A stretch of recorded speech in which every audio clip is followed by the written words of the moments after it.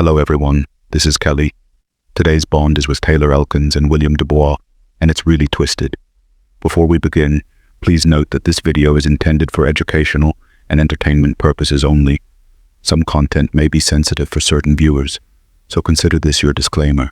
Finally, don't forget to subscribe. It really helps me a lot. Thanks for being with me in this journey. William Bill DuBois Jr. is a retired teacher who spent 33 years teaching in Fort Smith, Arkansas, followed by 16 years as a part-time educator. A veteran, William carries the quiet dignity of someone who has lived through many experiences, yet he remains gentle and kind. At 72, William is beloved by everyone who knows him. Known for his warmth and compassion, he has always taken the time to listen and help others. His students remember him not only as an educator, but also as a mentor who genuinely cared about their well-being. His sense of humor and patience made his classroom a place where everyone felt welcomed and supported.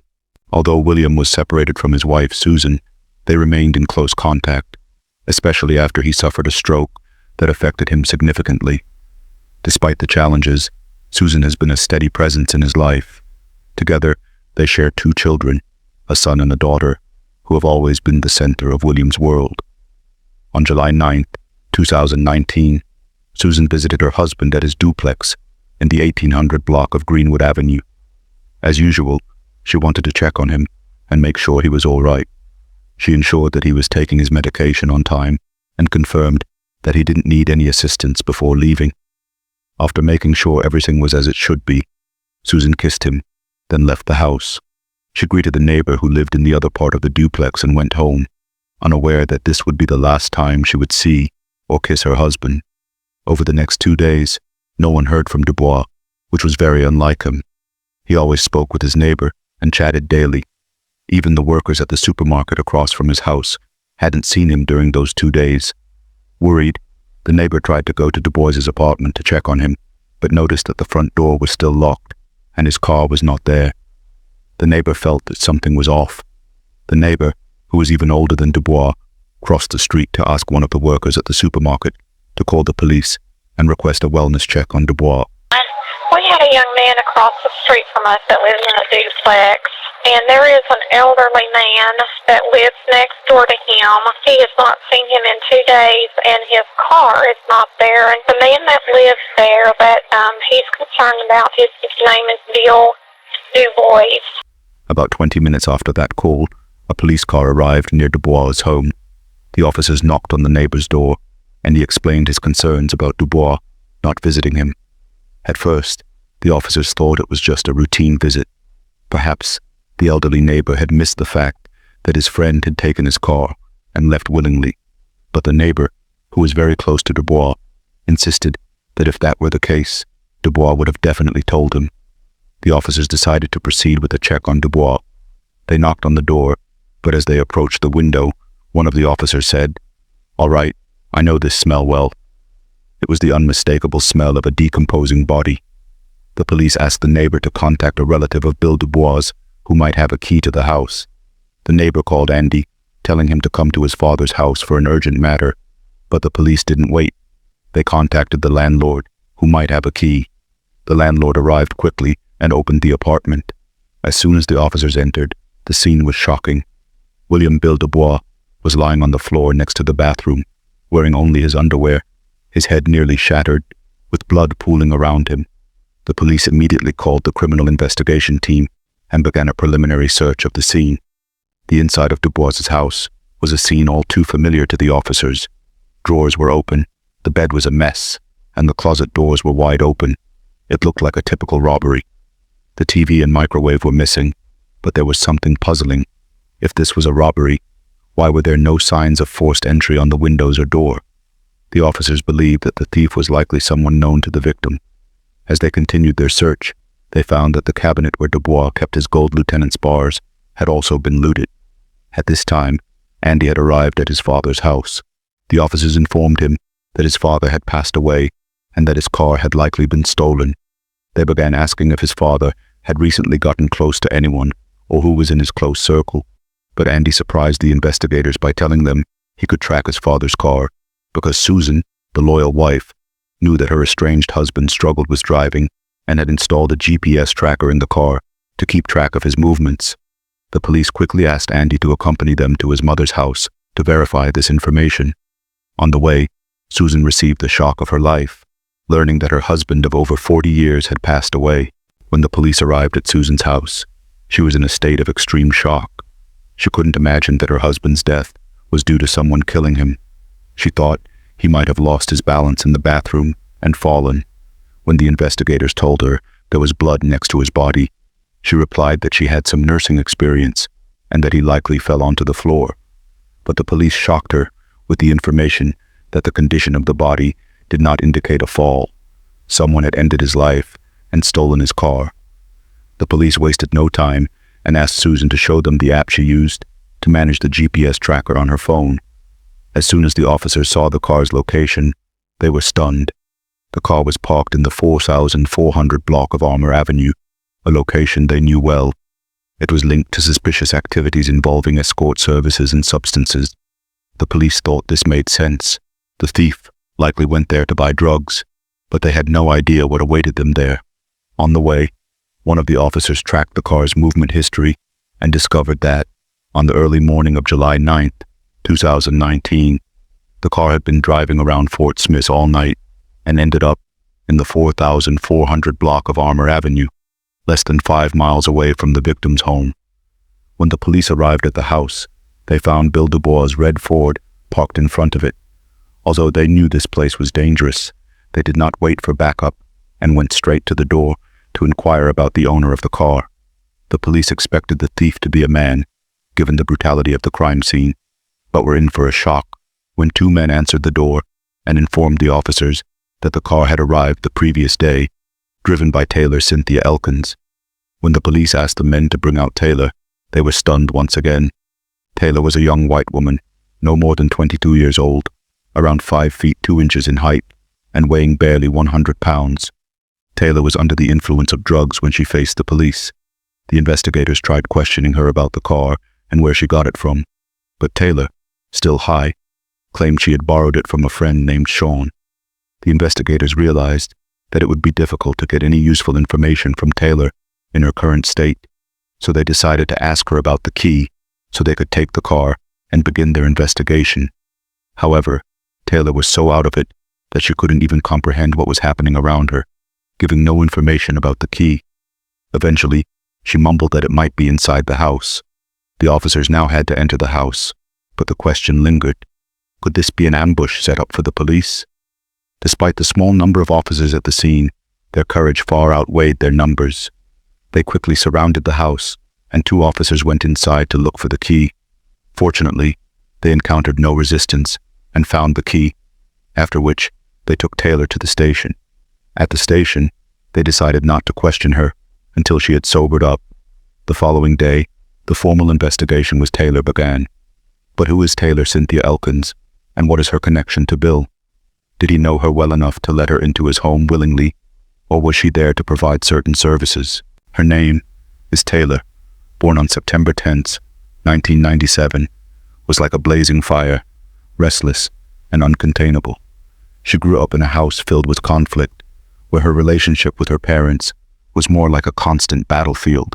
But amidst all of that, there was one person who saw past her tough exterior, someone who loved her despite everything, her grandfather.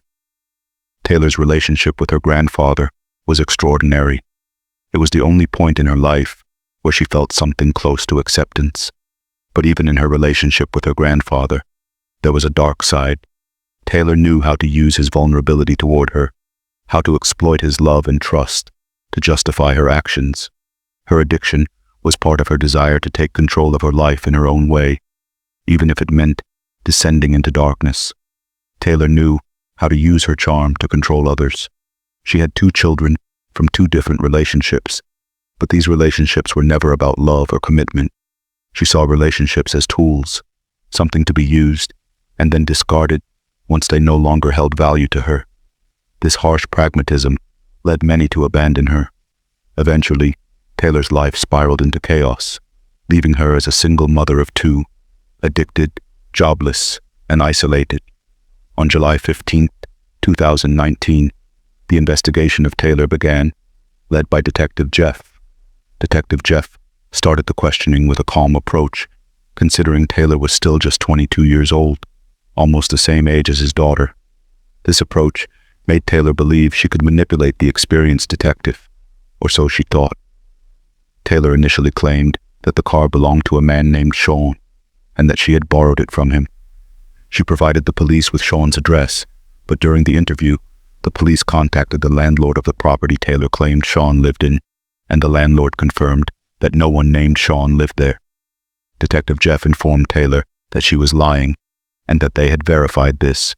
Taylor, who was not prepared to be caught in her lies so quickly, changed her approach and said she had lied before because she was scared that Joe would come after her if she spoke. Hearing the name Joe for the first time, Detective Jeff asked her who Joe was and what his relationship with her was. Taylor then launched into her second story, seemingly throwing out Joe's name as bait for the detectives to catch, or so she saw it. She said she had met Joe at a casino she frequented and that he told her they needed money. He asked her to go to Bill DuBois' house, knock on the door, and leave. Joe would take care of the rest. She claimed that when they went there, she knocked, and Joe pushed Bill inside, closed the door, and refused to let her in. She waited for him at a nearby McDonald's until he returned with the car and 2 TVs, but she made no mention of the gold bar. Detective Jeff then asked her why Joe had chosen her for this task. Her response was that she didn't know. He asked again if she had any connection to the victim, and she denied it. Detective Jeff knew she was lying, but he had to follow every lead in the case to reach definitive evidence. After this investigation, the detectives were faced with several critical tasks. First, they needed to locate the man called Joe and examine the criminal record and movement history of Taylor Cynthia Elkins. The search for Joe didn't take long. A single visit to the casino Taylor had mentioned was enough for the police to apprehend him. During his interrogation, Joe firmly denied any involvement in the crime. However, he admitted to knowing Taylor for about 6 months. He explained that, on July 9th, she had asked for his help to pawn 2 televisions because she didn't have an ID. Joe, knowing the televisions were stolen, sought the help of a friend named Peter to handle the matter. The police then turned to Peter, who initially denied having any connection to Joe or Taylor. But when he learned the investigation involved a murder case, his attitude shifted. Fearing prosecution for handling stolen goods, Peter cooperated after the police assured him he wouldn't be charged if he helped the investigation. Peter revealed that he had received the televisions from Joe, Taylor's acquaintance, and pawned them at a local shop using his ID in exchange for a small fee. To verify Peter's and Joe's story, the police had to go to the pawn shop that Peter mentioned. Upon reviewing the security footage, they confirmed Peter's account, which ultimately supported Joe's version of events. The police analyzed the GPS data of both Joe and Peter, confirming that neither of them had been near Bill DuBois' home at any relevant time. This left a crucial question unanswered. If Taylor was the one who ended DuBois' life, how did she gain such easy access to his home? Detective Jeff regarded this question as the key to solving the case, but he didn't anticipate the shocking revelation that was about to unfold. A report detailing Taylor's past movements revealed that she had once lived with her grandfather in the second apartment of the duplex near Bill DuBois' home. She had been his neighbor for a time, and Bill knew her well, including how much her grandfather adored his granddaughter. While uncovering Taylor's relationship with Bill brought some clarity, a new question arose. Was her grandfather, the man who had initially reported DuBois' disappearance, involved in the crime? Or was he entirely unaware of his granddaughter's actions, especially given that he was a man in his mid-70s? Detective Jeff couldn't shake the feeling that the answer to these questions would unravel the entire mystery. The grandfather was questioned, and initially he stated that he didn't know anything and that his granddaughter couldn't possibly be involved in the crime. However, he mentioned that, on the day of the incident, he heard some banging noises coming from DuBois' house, but the noise quickly stopped. He also stated that Taylor had no real connection to Bill beyond exchanging greetings occasionally. The elderly grandfather was unable to hide his nervousness, which led the investigators to ask him to take a polygraph test. He refused, but offered to tell them the truth instead. The grandfather admitted that on the day of the incident, after hearing the banging sounds, he was surprised when Taylor entered his house. He asked her if she was responsible for the noise from the neighbor's apartment, and she told him she would take care of everything. She then changed her clothes and left. He saw her take the neighbor's car as she departed. Now everything became clear to the investigators. Taylor was responsible for Bill DuBois' death, but all of this information was still just words that could be changed at any moment. They needed concrete evidence and a motive to bring Taylor to trial. Quickly, the investigators obtained a warrant to search Taylor's grandfather's house, where they found her clothes from the day of the incident, which had bloodstains on them. The DNA analysis confirmed that the blood belonged to Bill. Additionally, hair strands found between DuBois' fingers were confirmed to belong to Taylor Cynthia Elkins. With this evidence, the investigators were ready to take Taylor to court, but fate still had one more surprise in store for them. A fellow inmate of Taylor informed the investigators that Taylor had confessed to her that she went to Bill DuBois' house, entered, and asked if he had any money. When he said he didn't have anything at the moment, she became furious and hit him with a hammer over 27 times on the head. She then took his wallet, 2 TVs, a microwave, and finally the gold lieutenant's bars, placing them in the car. Although the inmate's account answered the question of motive, it wasn't fully reliable, so the investigators decided to subject Taylor to a polygraph test to add more credibility to the inmate's statement, even though polygraph tests are not admissible in court due to their lack of 100% scientific accuracy. As the investigators expected, Taylor failed the test, but she continued to insist that she was innocent. Taylor was brought to trial, and although the case was expected to end with a death penalty sentence, the prosecutors offered Susan Dahlem a deal. Taylor would plead guilty in exchange for a reduced sentence. In January 2020, Taylor Cynthia Elkins was sentenced to 40 years in prison, with the possibility of parole after serving 70% of her sentence. Susan said that although Taylor never showed any remorse or apologized for her crime, as a devout Christian, she would forgive her because that is what her faith teaches. Leave us your thoughts in the comments. Do you think Susan made the right choice in forgiving Taylor, despite her heinous crime and lack of remorse? As a veteran, William Bill DuBois Jr. was honored with a town-wide funeral. Taylor Cynthia Elkins is currently serving her sentence at the McPherson Women's Unit in Newport, Arkansas. Thank you for watching. Don't forget to like and subscribe for more true crime stories. See you in the next video.